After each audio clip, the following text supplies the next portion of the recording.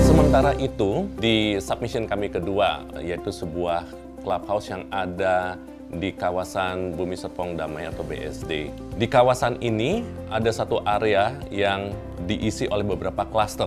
Ya, klaster-klaster perumahan itu kemudian dibuatkan fasilitas olahraga dan fasilitas komersial. Jadi awalnya dari site yang berlokasi di dekat ICE, kawasan ini hanya diperuntukkan sekitar 1,5 hektar.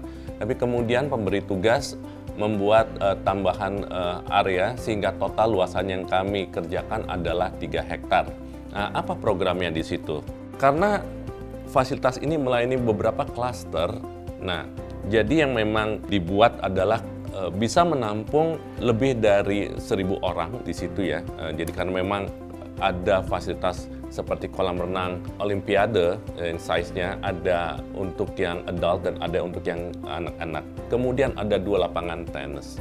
Ada kemudian bola basket, ada badminton dan futsal. Kemudian itu juga ada komersial ya. Jadi komersial itu tidak hanya toko tapi berupa eating point di situ atau dining. Dan juga ada marketing gallery yang memang menjadi bagian integral dari kawasan Quantis ini.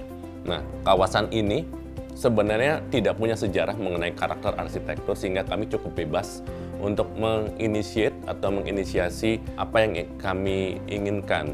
Nah, kami terinspirasi bahwa sebuah fasilitas seperti ini harus punya nafas panjang, harus memberikan satu pendekatan yang lebih rileks. Dan kami terinspirasi dengan atap-atap rumah besar Indonesia, yang atap rumah panjang kayak gitu, yang ada di beberapa karakter vernakular arsitektur Indonesia.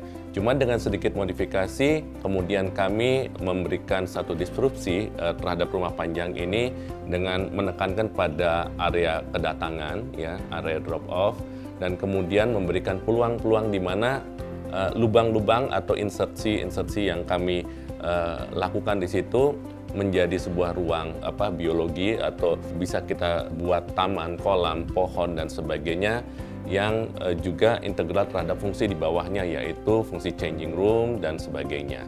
Quantis dengan elemen atap yang begitu dominan di situ. Nah, kita tidak boleh salah memilih profil dari atap metal tersebut. Kenapa? Karena certain atap metal kalau kita salah memilih itu akan tidak memberikan leverage yang kami inginkan.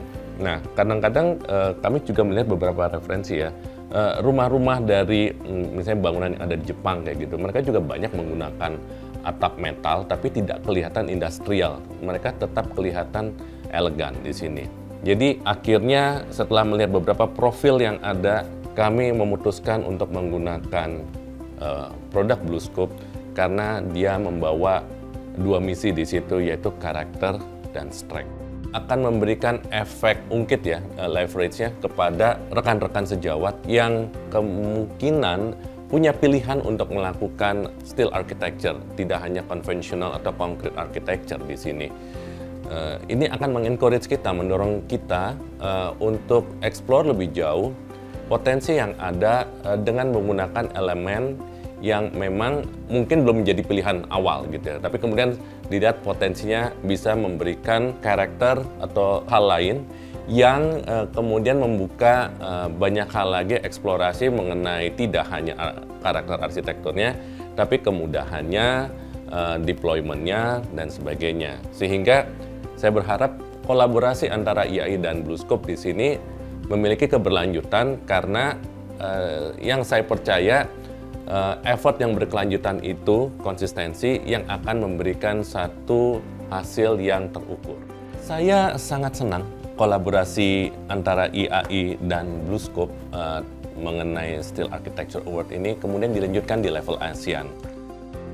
Kami mengenal bagaimana praktis di luar, kemudian bagaimana sophistication dari sebuah architecture produk itu dilakukan.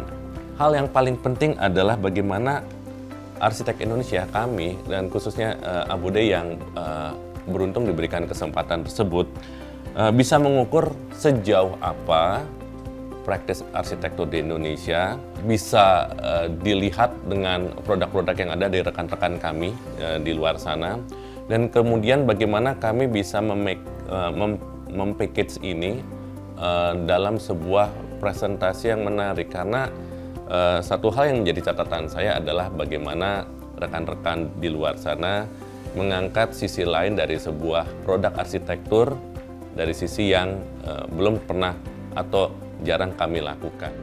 Itu hanya akan membuat lebih baik dari sebuah situasi.